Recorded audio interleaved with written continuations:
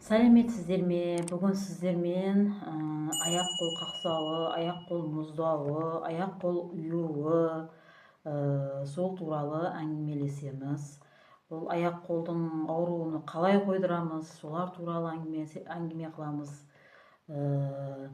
Негізі қазіргі күнде бірінші жүріп кеткен баладан даже кәрі апаларымыз, аталарымызға дейін аяқ-қол қақсау бар ғой қазіргі күнде. Көп адамдар невропатолог, невролог сондайларға барып жүреді. Неғып жүрсің десе, кіші жас баланы көтеріп жүрген келіншектерге кішкентайымның аяқ-қолы қақсап жатыр ма, түнімен аяғым деп жылап шығып жатыр дейді.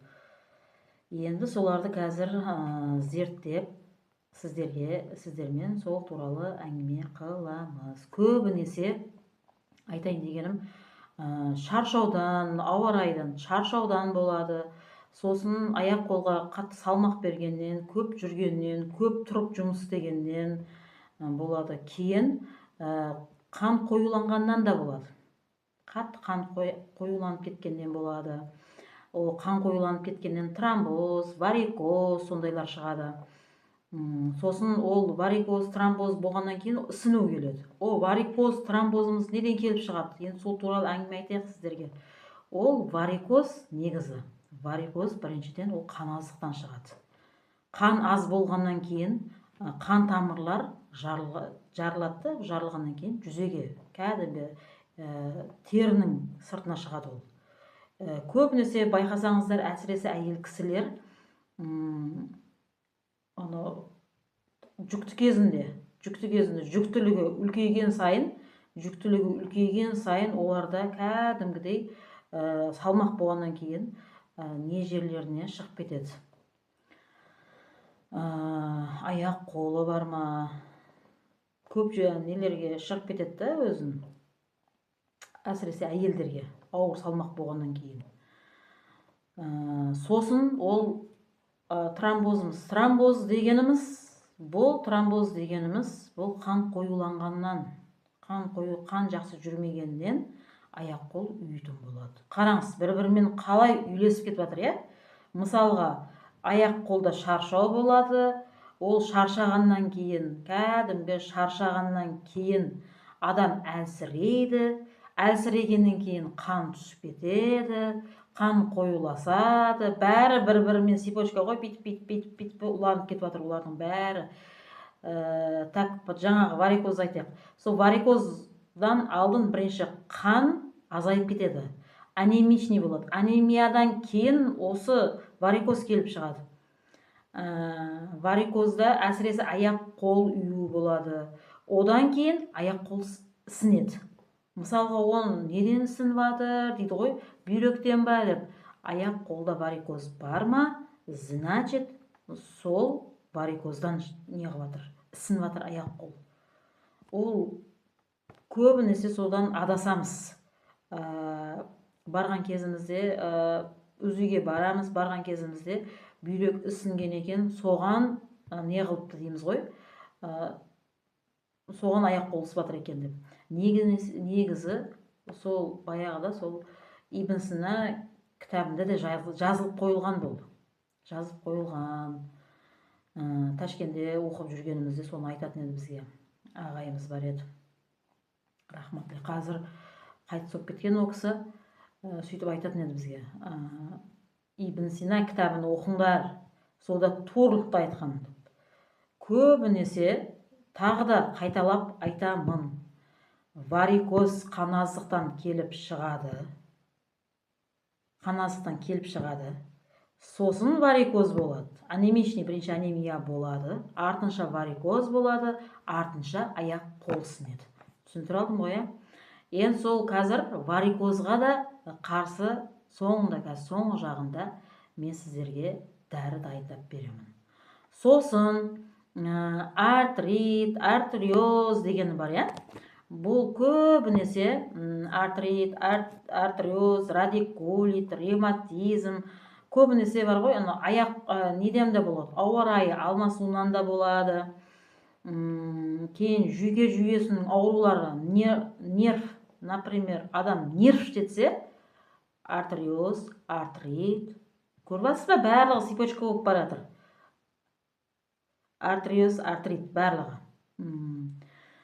Артриоз, артритте көбінесе аяқ қол ботада кәдімгі андай үйімайды бода. Бода үйіп, ондай болмайды, кәдімгі қақсайды аяқ. Кәдімгі қақсайды. Табанмен қосылып қақсайды, әсіресе тізе қақсайды, тізе буындар қақсайды. Радикулит, одан кейін радикулитке тоқталайық. Радикулит именно нерв системасынан болады. Нерв системасы шамалдаған кезде радикулит келіп шығады. Негізі аяқ, қол, осы сүйектерге байланысты бода көбінесе кальций, магний жетіспесе сондай болады. Бұрындар ата-бабаларымыз қараңыздаршы, қыс болсын, жаз болсын, көктем болсын, күз болсын, барлығында чеснок обязательно. Мен өзім атам, әжемдер сөйтетін. Столда, обязательно шай ішетін столымызда обязательно не тұратын еді? Перец тұратын еді. Бұрыш, қара бұрыш, майдаланған қара бұрыш, қызыл бұрыш. Сосын не тұратын еді? Обязательно чеснок, пияз. Соның есебіне қазір мысалға өйтіп ешкім жемейді. Или жеп атқан затымыз не емес пе? Мысалға бізде жейміз ғой, бізде жегеніміздің өзінде аяқ қолымыз қақсап жатыр деп шығамыз кейде енді. Сол себепті кальций, магнийді үзбеу керек. Кальций, магний немесе және нелерді айтсам болады. Именно сол кальций, сами дешевый керекті витаминдер кальций мен магний ғой, ең керектілері. Сосын аяқ қол тартылуына келетін болсақ, аяқ қол тартылған кезде обязательно ол қан жүрмегендіктен, давление, қан қысымы көтерілгеннен болады ол. Давление или көтерілген болады, или түсіп кеткен болады. Соны шатастырмайық. Аяқ қол қақсаған кездеші. Сосын әсіресе аяқ қолдың қақсауы көбінесе давление көтерілген кезде байқалады. Мен сіздерге айтайыншы, аяқ қолдың қақсауы. Неде аяқ қолдың қақсауында бірінші орында қараңыздар, бірінші өшіртте көбіректен су ішуіміз керек. Бір күнде жас болайық, кәрі болайық, 10 жастан бастап, уже неге дейін 60-70 жасқа дейін, үлкен кішкентай енді жас балдардан бастап үлкендерге дейін 2 литрге дейін су ішу керек. Сіздер кәні бір өздеріңізше проба жасап көріңіздерші. Күнде таңертеңнен бастап ұйқыға тұрдыңыздар. Например, мен өзім намазға тұрған кезде обязательно 1 литр су ішемін. Кейде мен жүрегім айниды, басында сөйтіп айныған жүрегімші, мен ішкен кезімде кәдімгі жүрегім айныған. Соны ішкен кезімде. Кейін уже жайлап басылды. Үйрендім да, уже аяқ қол қақсамайтын да болды. Сөйтіп құтыласыздар. Бір ай сөйтіп көріңіздер, аяқ қол қақсағанда басылады. Сосын мен сіздерге айтайын, давление өзі нормаға кеп қалады. Полностью суларды бітіп норма-нормамен ішсеңіздер. Мысалыға, азанғы уақытта мақылмен 1 литр су ішем, сіздер 200 миллиграмм су ішіңіздер. Азанғы уақыттарыңыз қай уақыт? Қазір, например, намазымыз сағат 3:30-да басталып жатыр. Қазір жас кез ғой. Тем более шөлдейтін кезіміз. Сіздер де 1 литр суды сіміріп ішіп қоя аласыздар ғой, меніңше. 200 миллиграмм ішіңіздерші. 200 миллиграмм ішсеңіздер азанғы уақытта. Сонымен артынша дәретін алып, намаздарыңызды оқып ала беріңіздер. Уже ары қарай іштеріңізді жақсы жүреді, өттегі циркуляция да жақсы жүреді. Өттен таматын неміз бар, қышқылымыз, сол да жақсы таматын болады. Ары қарай уже аяқ қол қақсауы қалады. Қараңыздар, енді мен сіздерге сағатын айтайын. Азанғы 3:30-да 200 миллиграмм ішесіздер. Сосын сағат 8-де және 200 миллиграмм. Енді айтып қойайын, бұның барлығын аш қарынға болу керек. Сосын сағат 8 дедім ба, одан кейін 11-да 200 миллиграмм, 2-де 200 миллиграмм, кейін сағат 4-те 200 миллиграмм. Қараңыздар, 200 қылып. Уже біз кешке дейін арасын қараңыз. 2 сағат, 3 сағат, 2 сағат, 3 сағат. Соның несімен сондай істеп көріңіздер, аяқ қол қақсағанда қалады, барлығы әдемі болады. Енді кейін несінде қараңыздар, мен сіздерге көп әңгімені созбай ақ қояйын. Сіздерге мен со артриоз, аяқ қол қақсағанға, артрит, радикулит, остеохондроз, бел ауру, грыжа, және қандай не, мысалға шаршағандықтан ауырып не болады ғой, сол кездерде обязательно жақсы несін еміні беретін не дайындаймыз, жағатын май дайындаймыз сіздерге. Әртүрлі, мысалға сіздер сатып алып жатқан шығарсыздар аптеканың. Ойба, үйім аптека, мазды да сатып алдым, кремді де сатып алдым, ешқайсының бәрін жағамын, ешқайсы ем болып жатқан жоқ дейсіздер ғой. Енді мен сіздерге айтып жатқан демдеуішім, бұл демдеуіш болғанда ішпейсіздер. Бұны кәдімгідей денеге, ауырып жатқан жерге, қолдарыңыз, аяқ қолдарыңыз ауырый ма? Мысалға мен өзім аяққа жағып мен сіздерге соңында көрсетемін. Тағы аяқ қол үйғаны, аяқ қол қақсағаны неден шығады? Мен сіздерге тағы бір несін айтайын. Бұл әсіресе давлениясы жоғары кісілерде, не болады ғой? Давленияны нені обязательно таң ертеңде мочегонный дәрілер ішіп аламыз. Зар айдайтын дәрілерді ішіп аламыз да, оны ішіп алғаннан кейін қайта кіші дәретке барамыз, дұрыс па? Ол кіші дәретке барғанымыздан кейін обязательно уже іште тағы да су қалмайды. Ол сол судың орнын толтыруымыз керек. Қараңыздар, соның есебіне де аяқ қол үйді. Уже су қалмады. Аяқ қолды білдіңіздер ғой, тағы қайталап айтам сіздерге. Организмді су аздық болса, қараңыздар, су аз болса, соның есебіне де аяқ қол қақсайды, үйді. Сосын давление да көтеріліп кетеді. Кейде давление төмендеп кетеді. Сол давленияның дәрілерін мочегонный, зар айдайтын дәрілерді ішіп жатқан кезде, моча айдаған кезде обязательно кіші дәретке бардыңыздар ма? Барып келдіңіздер ма? Келген соң обязательно су ішіп алыңыздар. 200 миллиграмм. Мақұл, жүрек айнысын, басақсын, обязательно ішу керек. Тағы не сөйлесем сіздермен? Негізі осы айтатыным, осы көбінесе аяқ қол қақсағаны, іскені, бұл сол қаназықтан болады, шаршаудан болады. Қазір көбінесе бұл көктем айы болған соң, көктем айы болғаннан кейін аяқ қол жиі қақсайтын болады. Көбірек су ішіңіздер.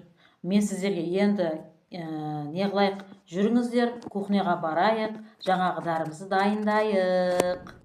Так, міне кухняға келдік. Бізге келі керек, баяғының келісі бар біздің үйде. Сосын бізге керегі чеснок керек, 3 бас чеснок керек, 3 түс чеснок, кейін гвоздикадан бір 20 шақты керек болады бізге. 20 шақты, көрдіңіздер ғой. Сосын бізге оливкая керек болады, оливкая масло керек болады. Бұны жаңа айтқанымдай, сіздерге бағана айтқанымдай, ревматизм ауруларына, ревматизм, артриоз, сосын грыжа, бел ауру, қол ауру, мойын ауру, барлығын осы ауырып жатқан кезде жағатын болсаңыздар, Құдай қаласа жақсы болып кетеді. Осы табиғи жолмен май істейміз. Көрбастар ғой, жаңа айттым ғой сіздерге. Енді қараңыздар, жаңағы қалампыр мұншағымызды, 20 шақты қалампыр мұншағымызды біз келіге майдалап алдық. Міне. шлей енді майда болған жоқ, бірақ майдалап алдық. Мен постоянно осыны қолданамын. Постоянно үйдегілерді, қыздарымда аяғым, қолым деп ауырып жатыр десе, сразу не аламын. Кейін бар ғой, мен сіздерге айтып өтейінші, бұл варикозға да жақсы. Варикозға да бүйтіп жаймен бүйтіп жағып қойсаңыздар, вообще зор болады. Енді мен сіздерге дайындалуын айтайын. Бұның чеснок, 3 бас чеснокты ірі қып тураймыз, шлей майдалау турамаймыз. Енді бұның газдың астын жағамыз. Жаңа андай кішілеу табақ қойып қойдым газдың үстіне. Бұған 2-3 қасық оливковое масло қоямыз. Көп емес, просто сіздерге дайындалуын көрсетіп жатырмын. Егер бір не оливковое масланы толтырып, егер салсаңыздар да болады. Мынағанша соған қарап, ана гвоздиканда қалампыр мұшақты көбейтесіздер, чеснокты соған қарап көбейтесіздер. Енді бұл шамал қызыған майға нені салдық, майдаланған жаңағы гвоздикамызды салдық. Көрдіңіздер ғой, уже реңкіреді кәдімгідей. Иісі деген керемет шығады ғой, оны майдалағаннан кейінше. Оның артынша сразу чеснокты салып жібереміз. Қараңыздар, уже бұжырлап дайын болып жатыр. Кәдімгі қызыл май сияқты қызыл болады. Бұлшы жаққандарыңыздашы кәдімгі бір андай болады ғой. Мысалға жатар кезге жағасыздар. Бұндай жақпа майларды обязательно жатар кезге жағу керек. Менде кішкентай банка құйып алдым. Бұл шықса менде бір 50 миллиграмдай шықты. Кішкентай шықты. Айттым ғой, мен сіздерге просто көрсету үшін дайындап жатырмын деп. Үйде дайындалғаны бар. Ол сіздерге көрсету үшін кішкентай ғана дайындадым. Енді қараңыздар, мен сіздерге қалай жағуды көрсетіп өтемін. Қараңыздар, кішкентай болды. Мына реңін қарасаңыздар, әдемі. Иісі бар ғой, вообще кухняда иісі деген мың көп жатыр ғой, мұрынды жарып жатыр. Енді ватный дискті аламыз. Мен тура осылай жағамын. Әдейі мынандай банкаға қойдым. Қақпаған жауамда бұлайынша қойып қоя берем. Көрбейсіздер ғой. Аяқтың артрит, артериозда, ревматизмда да, варикозда да тура осылай ауырайды. Білесіздер ғой. Кейін грижада да осындай жерлер ауырайды. Бұнышы белге де жақса болады. Мен просто өз аяғыма жағып көрсетіп жатырмын. Тура осылай жағасыздар. Бір осындай ватный дискке алғандарыңыз тура осындай болады. Қараңыздар. Жылтырап. Бұның сіздер істеп көріңіздер, пайдасы вообще бомба бұның. Көрдіңіздер ғой. Енді бұны бар ғой, мынандай немен пищевой пакетпен орап жатамыз. Пищевой пакетпен орап. Мен өзім постоянно белім ауырса да өйстіп ораймын. Сразу мұны ішімен қосып андай қылам ғой. Андай орап тастаймын. Ішімен қосып. Кәдімгі енді пайдасы бар ғой бұның. Бомба ғой, вообще бомба. Азаңда кәдімгідей болдырый болып. Аяқтың шаршаулары да шығады. Например, жол жүріп, машинада аяқ асылдырып, даже автобуста, поезда аяқ асылдырып барамыз ғой, Астана, Алматы жақтарға ше. Сол кездерде үйге келіп осыны істесеңіздер де бар ғой, кәдімгі аяқтарыңыз демалады.